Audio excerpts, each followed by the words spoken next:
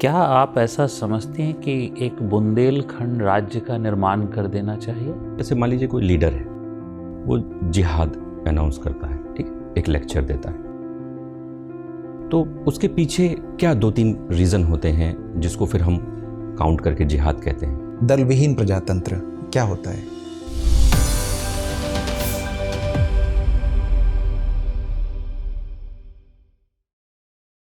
May I come in, sir? Yes, come in. Good afternoon, sir. Good afternoon. Have a seat. Thank you. Thank you, sir. So, your preferred medium of interview is English. English. So, introduce yourself. Sir, my name is Farheen Zahid. I belong to Banda district of Uttar Pradesh. I have done my graduation in Electronics and Communication Engineering in 2016. And since 2017, I have been preparing for civil services examination. Apart from preparing for civil services examination, in my leisure time, I like to watch TV series on OTT platform, and also I like to stitch my own clothes. Okay, that's very fine. Farheen, Yes, sir. do you know about the Banda estate?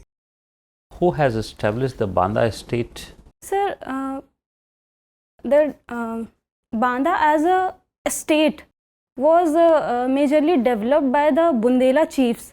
They were the Bundela chiefs of this Bundelkhand region. The Rajput kingdoms were established during the time of later Mughals, and also there are some historical evidences about the development of the Banda state with the name of Banda Nawab. He was Nawab Ali Bahadur. He is associated with Peshwa Bajirao too. Okay. So, Ali Bahadur was the in relation with the Peshwa Bajirao. Sir, Nawab Ali Bahadur was the son of Peshwa Bajirao and Mastani. And Mastani, very good. Who was Mastani? Sir, Peshwa Mastani is considered to be wife of Peshwa Bajirao. And which states he belongs? Sir, I think I need to read about Mastani more. Okay, okay, no problem, no problem. Farheen, why the engineering students shifted from their technical field to the administrative field? Why there is such kind of culture is emerging in these days?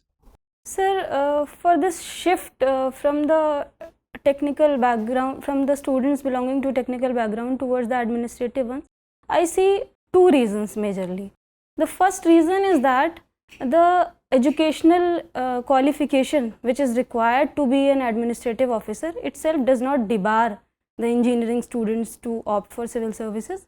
And then the second thing is that the analytical abilities which we develop by pursuing our engineering degree, that helps in qualifying the exam. Moreover, towards the other side, if we see, there are more number of engineers, as we see around 33 lakh engineers graduate every year from India. However, the more number of jobs for the engineers are not being created. I think that can be one of the reason to opt for civil services examination. Farheen, क्या आप ऐसा समझते हैं कि एक बुंदेलखंड राज्य का निर्माण कर देना चाहिए?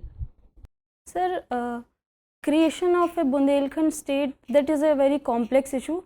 However, if it is to be answered in yes or no, I would say we should not create a Bundelkhand as a separate state, because there are various regional issues in Bundelkhand which need to be tackled being a part of Uttar Pradesh itself. Because after creating Bundelkhand as a separate state, there will be more administrative problems, and there would be more problems of boundary disputes, as well as the resources which are being provided to Bundelkhand when it becomes a separate state. Separate state. Okay. Fareen जी, ये बताइए, have you heard about Tulgama technique? I'm sorry, sir. I think During Babur? I heard about it, but I'm not able to recall. Babur declared jihad in the Battle of Khanwa. What was jihad that time? jihad in its literal meaning, it refers to the wars which are being declared for religious purposes, mainly to promote the interest of the larger sections of the people in that community. However, in the present context, the jihad has been used in more politically motivated way, and it is being continuously, it is being increasingly used by the unwanted elements in the नहीं, जैसे society. मेरा जो main purpose है question का कि जैसे मान लीजिए कोई लीडर है, वो जिहाद अनाउंस करता है, ठीक, एक लेक्चर देता है, तो उसके पीछे क्या 2-3 रीज़न होते हैं जिसको फिर हम काउंट करके जिहाद कहते हैं? सर, जब भी कोई लीडर जिहाद को प्रपोज करता है या फिर वो उसके पीछे जो उसकी आइडियोलॉजी होती है, वो राइटियसनेस जो सोसाइटी की होती है, उसको वो प्रमोट करना चाहता है। क्या? जिहाद का मतलब ये है कि अगर कोई चीज़ गलत हो रही है सोसाइटी में, तो वो उसके खिलाफ एक जंग लड़के उसको वो ख़त्म करना चाहता है, वो एक रेवोल्यूशन लाना चाहता है। उसके टर्म्स में हम उसको जिहाद कह सकते हैं। तो बाबर और फिर इसका रिलेशन कैसे? बाबर क्या ऐसे कौन से चेंजेस ला रहा है उस समय? वो तो युद्ध कर रहा है। Sir, I think I need to read the history. अच्छा, एक शब्द और है गाजी। गाजी को थोड़ा डिफाइन करिए, क्या है ये? गाजी क्या था? सर, आई थिंक अच्छा, चलिए ये बताइए, मॉडर्न हिस्ट्री में बहुत सारे ऐसे करेक्टर्स हैं जो हमें अपील करते हैं, बहुत हमें सोचने पे मजबूर करते हैं, ठीक है? तो कोई ऐसा थॉट है मॉडर्न हिस्ट्री का, कोई पर्सनालिटी जिसका जो कोई थॉट जो आपको बहुत मोटिवेट करता हो? सर, मॉडर्न हिस्ट्री की वैसे तो बहुत सारी पर्सनालिटीज़ हैं, लेकिन मैं पर्सनली इंस्पायर होती हूँ गांधी जी की फ़िलॉसफी से, काफ़ी ज़्यादा इंस्पायर होती हूँ। गांधी जी की फ़िलॉसफी है, वो कहते हैं कि अंत्योदय से सर्वोदय, मतलब जो बॉटम मोस्ट जो लेयर्स या फिर bottom most sections of the society हैं, हमें उन्हें प्रमोट करना है ताकि हम एक ग्राम राज्य, जो एक राम राज्य का कॉन्सेप्ट बनाते हैं, वो मुझे वो आइडियोलॉजी काफ़ी प्रभावित करती है। गांधी जी की एक और आइडियोलॉजी है जैसे ट्रस्टीशिप वाली, तो उसको थोड़ा सा डिफाइन कर दीजिए, क्योंकि थोड़ा सा उससे लिंक करके। सर, ट्रस्टीशिप मॉडल जो गांधी जी जो ट्रस्टीशिप का मॉडल बनाते हैं, वो ये कहते हैं कि जो कैपिटलिस्ट हैं सोसाइटी के, वो प्रॉफिट ओरिएंटेड ना होके वो जो स्टेक होल्डर्स हैं सोसाइटी में, उनको साथ में लेके काम करें, ताकि एक स्टेक होल्डर या वेलफेयर कैपिटलिज्म को प्रमोट करने की बात करते हैं वो ट्रस्टीशिप के थ्रू। ये तो जैसे मान लीजिए आपके पास पैसा है, एक्सेस ऑफ मनी है, ठीक है, तो उसको वेलफेयर में यूज़ करना है, गांधी जी का ट्रस्टीशिप, आपका ये कहना है ना? ठीक है। अच्छा, ये बताइए, जैसे हम लोग बात करते हैं रेवोल्यूशनरी मूवमेंट लीडर्स की, तो उससे रिलेटेड है अल्फ्रेड पार्क को आप डिफाइन कर सकते हैं? कौन सा ऐसा रेवोल्यूशनरी पर्सन है जो इससे जुड़ा हुआ है? Alfred Park. I am not able to recall right now. चलिए रिकॉल करिएगा। अच्छा, ये बताइए, डिवीज़न को आप किस रूप में देखती हैं 1947 के? आपके पर्सनल व्यू क्या है उस पर? सर, 1947 का जो पार्टीशन हुआ, इंडो पाक जो पार्टीशन हुआ, वैसे तो वो बहुत उस वक्त बहुत ही एक कॉम्प्लेक्स जो सिचुएशन एक क्रिएट हो गई थी, उसकी वजह से इंडो पाक जो पार्टीशन हो गया। हमारे जो फ्रीडम फाइटर्स हैं, तो वो उस वक्त के जो सोसाइटी में जो एक कम्युनल जो वायलेंस क्रिएट हो रहा था, उससे बचने के लिए या फिर उसको अवॉइड करने के लिए उन्होंने पार्टीशन उन्हें करना पड़ा। हालांकि पार्टीशन जितना मैं समझती हूँ, उस वक्त पार्टीशन एक नेसेसिटी बन चुकी थी। Otherwise partition is not a good thing in any terms. Partition should not be done in any respect. Good. Farheen, yes. Farheen, आपने सुना होगा कि क्रिकेट में पुरुष क्रिकेटरों के बराबर महिला क्रिकेटरों को भी उनका जो पारिश्रमिक है, उनको जो वेतन है, वो दिए जाने की बात कही गई है। आप, मेरी जानकारी है कि आप OTT प्लेटफॉर्म्स देखना पसंद करती हैं, तो मुझे ये बताएं कि सिनेमा में या इस तरीके के जो OTT प्लेटफॉर्म्स हैं वहाँ पे महिलाओं का जो प्रतिनिधित्व है और उनका जो पारिश्रमिक है ये कब पुरुषों के बराबर अचीव किया जा सकेगा? OTT प्लेटफॉर्म्स में महिलाएं वैसे तो बहुत बढ़ चढ़कर अब सामने आ रही हैं, जैसे कि हम बहुत सारे मेरा खास सवाल था कि कैसे जो रेन्यूमरेशन है उनका वो पुरुषों के बराबर होगा। उनका पार्टिसिपेशन रेट अधिक है लेकिन उनका रेन्यूमरेशन कम है as compared to the male actors. आप समझ पा रही हैं? Yes sir, yes. तो इसके पीछे क्या कारण है? फीमेल सेंट्रिक मूवीज़ नहीं बनती हैं, या स्क्रिप्ट में प्रॉब्लम है, या भारतीय जो समाज है वो पुरुष प्रधान चरित्रों को देखना पसंद करता है या सिनेमा को देखना पसंद करता है? आपको क्या लगता है? सर मुझे लगता है कि ये सिर्फ OTT प्लेटफॉर्म्स की बात नहीं है, ये एक जनरल जो एक ग्लोबल लेवल पे भी अगर हम देखें तो एक वेज गैप है हर सेक्टर में, ना सिर्फ OTT प्लेटफॉर्म में, बाकी अदर सेक्टर्स में भी। तो जैसे कि हमारी जो सरकार है वो अभी स्पोर्ट्स में एक पैरिटी लाने की कोशिश कर रही है जो वेतन में महिलाओं और पुरुषों के, तो इसी तरह से सरकार को कुछ ऐसे इनिशिएटिव्स लेने की ज़रूरत है जिसके थ्रू वो दूसरे प्लेटफॉर्म्स में भी पैरिटी ला सकते हैं। तो आप ये मानती हैं कि सिनेमा के क्षेत्र में सरकार को रेगुलेट करना चाहिए जहाँ तक संभव हो, रिन्यूमरेशन से रिलेटेड या फिर वेतन से रिलेटेड? ठीक है। अब जब आपने सिनेमा को एक इंडस्ट्री के तौर पे बात करी है तो उत्तर प्रदेश सरकार के द्वारा सिनेमा को इंडस्ट्री का दर्जा देने के बाद क्या क्या कदम उठाए गए हैं? सर उत्तर प्रदेश में एक तो सबसे पहले नोएडा में एक फिल्म सिटी का निर्माण हो रहा है जो कि बहुत एक इंफ्रास्ट्रक्चर के डेवलपमेंट के लिए बहुत ज़रूरी है। और उसके अलावा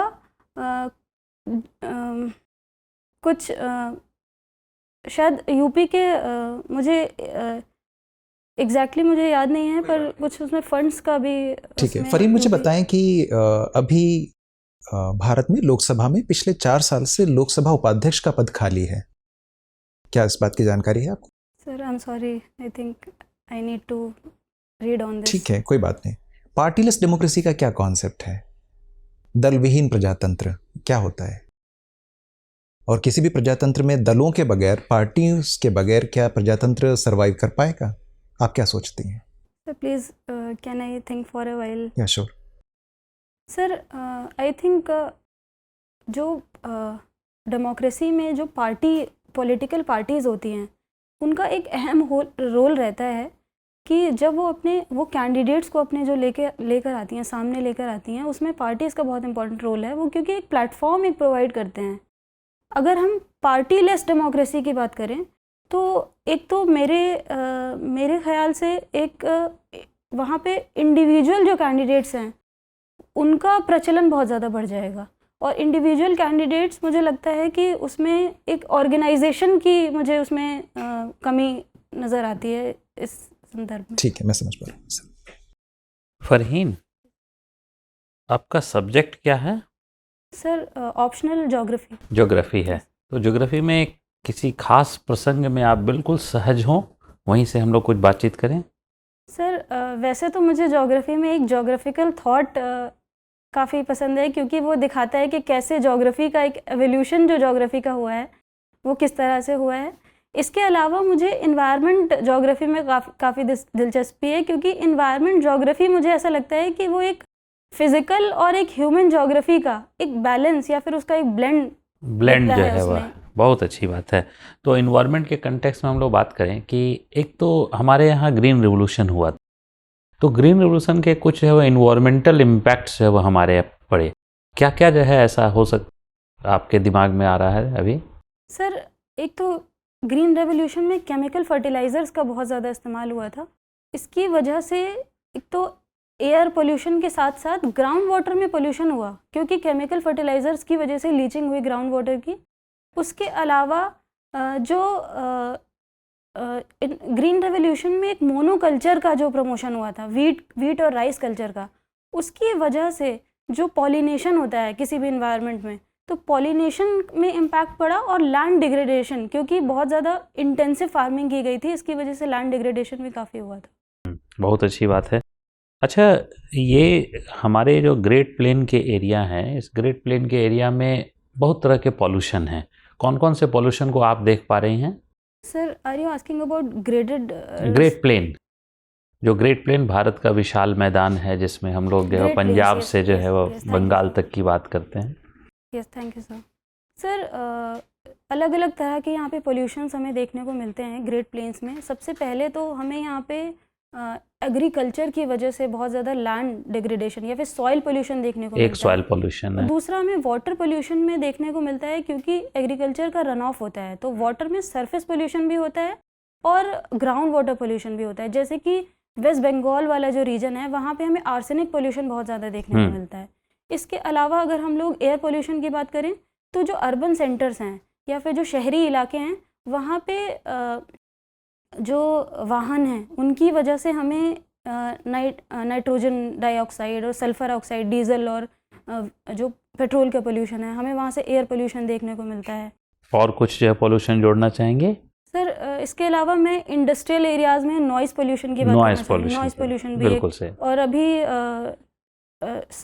पिछले 2022 की बात है जब WHO ने अपने डेटा में मुरादाबाद को डिक्लेयर किया था कि वो इंडिया में सबसे ज़्यादा जो नॉइज़ पोल्यूशन हो रहा है वो मुरादाबाद में हो रहा है। आज का अखबार पढ़ा है आपने? सर, मैंने ब्रीफली बहुत ऐसे हेडलाइंस देखे थे, हेडलाइंस डिटेल में देखा नहीं था। आज के अखबार में एक खबर है कि पर कैपिटा इनकम इंडिया का बहुत तेज़ी से ग्रोथ किया है और पिछले 8 सालों में लगभग डबल हो गया है। तो पर कैपिटा इनकम तो बढ़ गया, लेकिन इसमें क्या प्रॉब्लम्स क्या क्रिएट हुए हैं पर कैपिटा इनकम बढ़ने के बाद भी? आप बता सकती हैं? आपको मैं हिंट करूं? Yes sir, thank you. थोड़ा सा इंक्लूसिव ग्रोथ से जोड़कर बताइए। सर, अगर हम पर कैपिटा इनकम की बात करें तो पर कैपिटा इनकम बढ़ गई है, लेकिन यहाँ पे हिंदुस्तान में एक ट्रेंड जो देखने को मिलता है वो ये है कि लेबर मार्केट का पोलराइजेशन हो रहा है। जैसे कि बहुत हाई जो पे जॉब्स हैं, एक तरफ तो बहुत हाई स्किल हाई पे जॉब्स हैं और दूसरी तरफ लो स्किल लो पे जॉब्स हैं। इसकी वजह से इंक्लूसिव डेवलपमेंट नहीं हो पा रहा है। और अगर हम लोग ऑक्सफैम की इनइक्वालिटी रिपोर्ट की बात करें तो उसमें वो ये कहते हैं कि जो मेजॉरिटी जो वेल्थ है हिंदुस्तान की वो अभी भी 10% जो सबसे ज़्यादा अमीर जो लोग हैं उनके पास है। तो इस तरह से इनइक्वालिटी बढ़ रही है। ठीक है, OTT प्लेटफॉर्म को कैसे हम लोग रेगुलेट कर सकते हैं? सर, हाल फिलहाल में ही OTT प्लेटफॉर्म के लिए सरकार एक इनिशिएटिव लेके आई थी, IT इंटरमीडियरी गाइडलाइंस, और उसके रूल्स थे 2021 के। उसमें उन्होंने एक ग्रीवांस रिड्रेसल मैकेनिज़्म बनाया था जो कि 3 स्टेज मैकेनिज़्म था, जिसमें अगर कोई भी ग्रीवांस है किसी भी व्यूअर को या फिर किसी भी तरह से उनके कंटेंट को लेके, क्योंकि उस OTT में जैसे कि वॉयलेंट कंटेंट काफ़ी बढ़ रहा है, तो उसको रेगुलेट करने के लिए एक 3 स्टेज मैकेनिज़्म है। उसके अलावा हम लोग जो हमारे जो छोटे बच्चे हैं उनको हम उस प्लेटफॉर्म से बचाने के लिए या फिर हम ये बचाने के लिए कि वो वॉयलेंट कंटेंट या फिर कुछ अब्यूजिव लैंग्वेजेस उसमें से ना सीखें, तो हम पेरेंटल लॉक्स का एक उसमें इनिशिएटिव शुरू कर सकते हैं। इसके अलावा एक डिस्क्लेमर, जो कि कोई भी सीरीज़ या फिर कोई भी मूवी कोई शुरू करने से पहले एक डिस्क्लेमर, उसमें एक एज रिलेटेड रेटिंग हो कि ये किस एज के या फिर किस उम्र के लोगों के देखने के योग्य है, तो हम उसमें इस तरह से उसको इसमें रेगुलेट कर सकते हैं। ठीक है, मेरा अंतिम प्रश्न है, इन दिनों में पिछले 2-3 सालों में देखा जा रहा है कि ब्रेन ड्रेन जो है वह इंडिया से काफ़ी, जो खास करके हायर सेगमेंट ऑफ सोसाइटी है, they are moving away from India. So what's your take? Majorly अगर इंडियन इकोनॉमी की बात करें पहले तो इंडियन इकोनॉमी एक एग्रीकल्चर रिलेटेड इकोनॉमी है। तो इसकी वजह से जो सर्विसेज सेक्टर या टर्शरी सेक्टर्स में भारत देश में जो एक ग्रोथ का जो प्रॉस्पेक्ट है वो इन दिनों अभी उतना ज़्यादा डेवलप नहीं हुआ है कंपेयर टू, अगर हम इसको वेस्टर्न कंट्रीज से कंपेयर करें। दूसरा एक ये एस्पेक्ट ये है कि जो हमारे यहाँ जो रिसर्च या डेवलपमेंट में जो स्कॉलर्स आते हैं, तो उनके लिए यहाँ पे जो एवेन्यूज़ हैं, क्योंकि हमारे यहाँ जो रिसर्च हो रही है,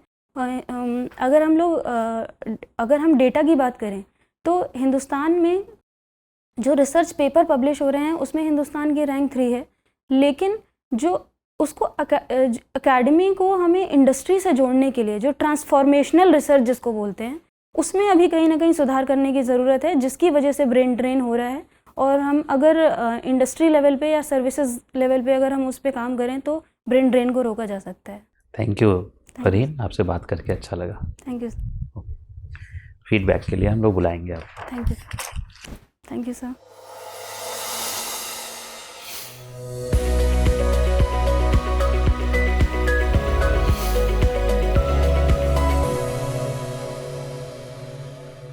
आइए बैठिए फरहीन। कैसा रहा आपका इंटरव्यू, आज का अनुभव? सर ये मेरा इस इंटरव्यू के लिए पहला मॉक इंटरव्यू था। ठीक है। तो मुझे लगता है कि मुझे और ज़्यादा तैयारी करने की ज़रूरत है। इसके पहले आपने यूपी में दिया है इंटरव्यू? नहीं सर, ये मेरा यूपी का पहला इंटरव्यू है। यूपी का पहला इंटरव्यू है, अच्छा। तो और यूपीएससी में भी अनुभव है? यूपीएससी में सर मैंने 2021 में इंटरव्यू दिया था। ठीक है, क्या मार्क्स थे वहाँ? सर मुझे यूपीएससी में 165 आउट ऑफ 165 था। हाँ ठीक है, हाँ ठीक है। 165 मार्क्स जो है वह एक ठीक मार्क्स है, लेकिन जैसा हम लोग महसूस कर रहे हैं, जिस प्रकार आपका कैंडिडेचर है और जिस प्रकार आपकी पर्सनालिटी है, थोड़ा सा और अधिक जो है वह आप बहुत आसानी से ला सकती हैं, बहुत ही आसान है। और आई होप आप भी जो है वह समझ रही होंगी कि जो है वह आप इससे ज़्यादा के डिज़र्व करती हैं। तो इसमें हम लोगों ने भी जो है वह जो महसूस किया, उसमें कुछ चीज़ें जो है वह है, जैसे पहला तो एक सिटिंग पोस्चर आप और थोड़ा कंफर्टेबल कर सकती हैं। थोड़ा जो है वह पीछे जाकर बैठिए, हाँ थोड़ा और पीछे जो है जाइएगा ना, हाँ हाँ बस, दैट्स गुड। अब बताइए, तो आप खुद ज़्यादा सहज लग रहा है ना, अच्छा फील हो रहा होगा? थोड़ा ज़्यादा कॉन्फिडेंट भी फील हो रहा है। कॉन्फिडेंट फील होता है। देखिए इस जगह पर बैठने के बाद जो है ना, अंदर इंटरनल कॉन्फिडेंस अगर आ जाता है तो परफॉर्मेंस जो है इन्हांस हो जाती है। तो एक तो जो है वह ये है, ठीक है। दूसरा जो है वह कि होपफुली जो है वह अटायर जो है आप क्या रखेंगी? हाँ गुड, वेरी गुड, बहुत अच्छा। बस एक चीज़ सैंडल का ध्यान रखिएगा। महिलाओं के साथ अक्सर जो होता है कि कुछ कुछ सैंडल्स जो है वो आवाज़ करने लगते हैं, नॉइजिंग होते हैं, वो ना हो, वो चीज़ का ध्यान रखिएगा, ठीक है। क्योंकि हम लोग का ये अनुभव है, ऐसा इस आधार पर हम लोग कह रहे हैं। और बाकी जो आपका पोस्चर वगैरह था, तो ये सब बहुत ही अच्छा है, इंटीग्रिटी बहुत अच्छी है, you are a honest candidate. Definitely हम लोग के जो कंटेंट के लेवल पे, चूँकि आपके पास ज़्यादा समय नहीं है, इसलिए 2-4-5 जो है वह बिंदु पर जो सुझाव हैं, जिसमें आप जो है वह देखिए 3-4 घंटा थोड़ा कंफ्यूजन को जो है वह आप देख लीजिए, और उसमें जो वुमेन सेंट्रिक है ना, उसको थोड़ा सा जो है वह देखिए, FR वगैरह के, ठीक। और उसके बाद अगर वहाँ पर आप इन्वायरमेंट बोलना है, तो इन्वायरमेंट रिलेटेड भी जो है वह हमारे कुछ जो है वह जो प्रोविजंस हैं, उसको भी आप थोड़ा देख लीजिए, फॉरेस्ट वगैरह वाला जो है ये। इसके अलावा जो है वह यूपी से संबंधित इंफॉर्मेशन हम लोगों ने नहीं पूछा, लेकिन यूपी का आपको जो है वह थोड़ा जानना चाहिए, और पार्टिकुलरली जो है यूपी के फैक्चुअल्स जो है इंफॉर्मेशन, इसके डिस्ट्रिक्ट्स, इसके मंडल, अंचल वगैरह जितने भी हैं, या फिर उसके सराउंडिंग जो है वह जो डिस्ट्रिक्ट्स होते हैं, जैसे नेपाल के साथ कितने सीमा बनाते हैं ये। और उसके बाद फिर जो है जो वुमेन सेंट्रिक प्रोग्राम जो है वह है यूपी का, और थोड़ा सा सेंट्रल गवर्नमेंट का भी वुमेन सेंट्रिक प्रोग्राम, ठीक है ये। और इसके बाद जो है वह आप थोड़ा ग्लोबल जो इन्वेस्टर मीट हुई है, उसका भी जो है वह आप कर लीजिए। और G20 के को लेके थोड़ी तैयारी करिए। G20 जो है वो वहाँ पर आ रहा है, और एक थोड़ा लैंड रेवेन्यू से संबंधित कुछ टर्मिनोलॉजी पूछ दे रहे हैं, जैसे एग्जाम्पल के तौर पे खसरा खतियान क्या है ये, क्योंकि ब्यूरोक्रेसी में जाकर आपको वही काम करना है। तो ये सब चीज़ें थोड़ा सा जो है आप देख लीजिए। Rest everything is not only fine, it is superb. Thank you sir. तो हम लोग की शुभकामनाएं हैं। आपके पास कोई क्वेश्चन है तो बताइए। सर मुझे एक डाउट ये था, क्योंकि यूपी में मुझे पता चला है कि वहाँ पे name of the candidate should not be disclosed. बिल्कुल नहीं। तो जैसे कि आपने मुझसे इंट्रोडक्शन के लिए पूछा था, तो मैंने आपको अपना नाम भी बताया था। जब अगर वहाँ पे मुझसे वो इंट्रोडक्शन के लिए आपको कोड नंबर जो है वह दिया जाएगा, आप वो कोड नंबर जो है बोल सकती हैं, या XYZ, my name is XYZ, ठीक है। ये सबसे अच्छा, सबसे सेफ जो होता है वो यही होता है। Okay sir. ठीक। और तब जो है उसके बाद जो है तो डिस्ट्रिक्ट के बारे में वो पूछ देते हैं कि आप जो है वह किस होम डोमिसाइल जो है वह आपका कहाँ का है डिस्ट्रिक्ट का, तो वो पूछ देते हैं। लेकिन नेम तो खैर डिस्क्लोज कभी नहीं होगा, किसी भी कैंडिडेट का नहीं होता है। ठीक है, आपको अपनी तरफ से भी नहीं करना है। ठीक है, और जैसा आपने जो है परमिशन मांगा, बैठी, थैंक यू बोला, ऐसा ही एटिक्वेट वहाँ भी जो है फॉलो करना। यस। ठीक है। यस। ठीक है, best wishes. Thank you sir. Thank you sir.